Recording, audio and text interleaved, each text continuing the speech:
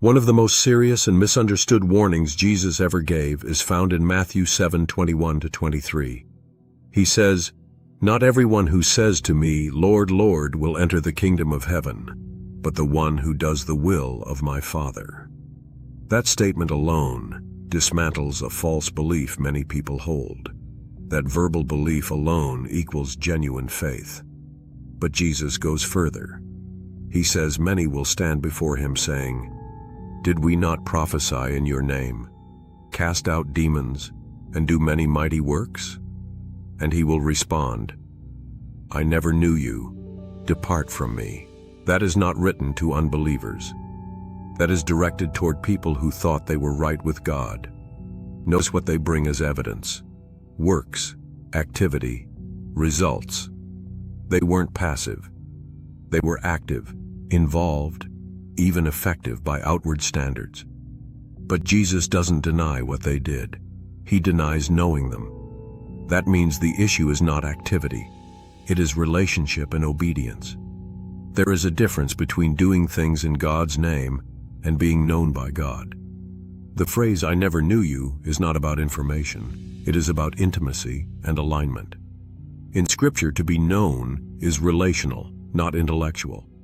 It means there is a real, surrendered, obedient connection.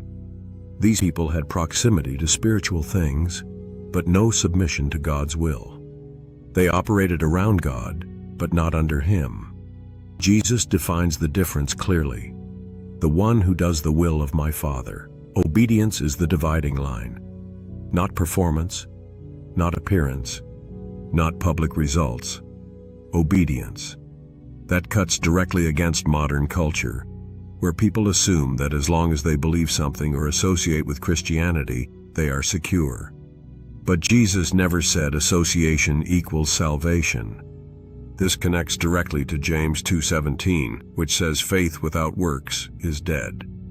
Not that works save you, but that real faith produces obedience. If obedience is absent, something is wrong at the root. A tree is known by its fruit, not by what it claims to be.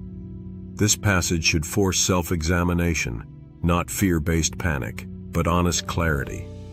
Paul says in 2 Corinthians 13:5, "Examine yourselves to see whether you are in the faith." Scripture calls for testing, not assuming. Confidence in your walk with God should come from alignment with His Word, not comfort in your routine. There are people who build their faith on church attendance, on knowledge, on identity labels, on moments of emotion, but never actually submit their life to God's authority. They want salvation without surrender. But Jesus never offered that version of faith. John 14:15 says, "If you love me, you will keep my commandments." That's not legalism. That is alignment. Love and obedience are connected. Not perfectly, but consistently. A life that knows God will reflect Him over time. This is not about perfection. Scripture is clear that believers still struggle, still grow, still fall short. But there is a difference between struggling against sin and living comfortably in it. There is a difference between pursuing God and simply associating with Him. The danger of Matthew 7 is not that God is unfair. It is that people are self-deceived. They believe they are aligned when they are not. That is why Jesus warns about narrow and wide paths just before this passage. One leads to life, the other to destruction.